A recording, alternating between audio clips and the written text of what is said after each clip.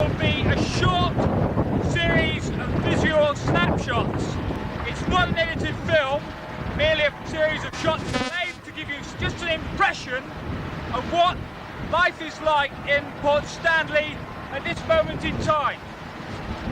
Behind me you see Hercules, the daily flight coming in, obviously the probe on top for in-flight refueling, and beyond that a very heavily worked Royal Engineer activity airfield. Directly behind me the control tower, which has been dramatically improved in the last 3 months.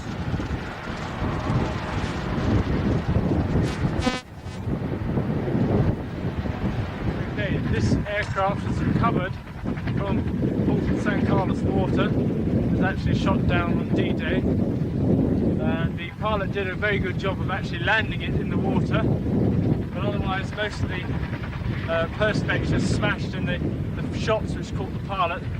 Also bullet holes went through into the aircraft itself. On recovering the aircraft we found that the main rotor gearbox is completely corroded. Magnesium gearbox, nothing left of it at all. Any other details? What I can describe in fact is the facilities for maintaining the aircraft are out in the open.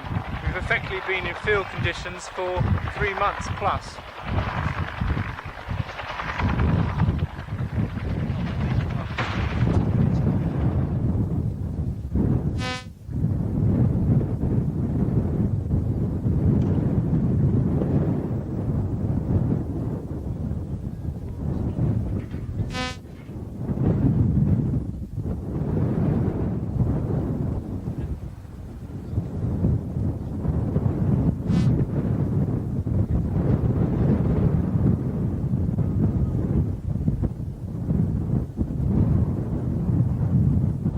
Right, within the hangar, this is the Beaver hangar.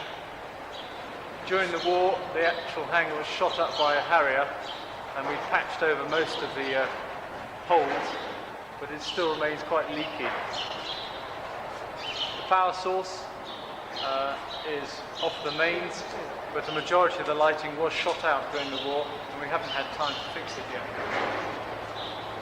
The projects that we set the detachment from 70 aircraft workshops was the recovery of very expensive engines out of the Argentine helicopters, in this case the Pratt & Whitney twin pack from the Bell 212, and also from engines out of the Pucara aircraft. These engines are the Asasu 16G. As you can see, we don't really have any proper facilities for mounting the aircraft. The Asasu 16G out of Pucara, they're all free turning. In a lot of cases, I imagine the innards would be quite acceptable for reconditioning and putting back into a new engine. This is Two-Field Workshop. It used to be the old Royal Marine Commando barracks.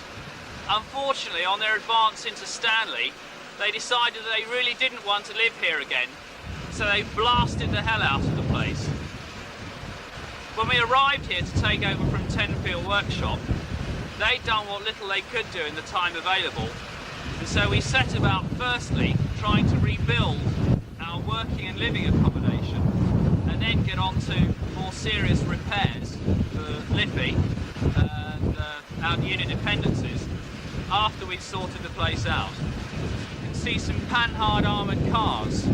The one to my immediate right was donated by the General to the Island Defence Force as the War Memorial. It's the best one of approximately 10 that were left behind by the former inhabitants. We have utilised one panhard ourselves by removing a turret and hopefully fitting it with a winch as a workshop tug vehicle. Behind the panhards is the R&I vehicle park, where we have vehicles awaiting labour and spares, etc.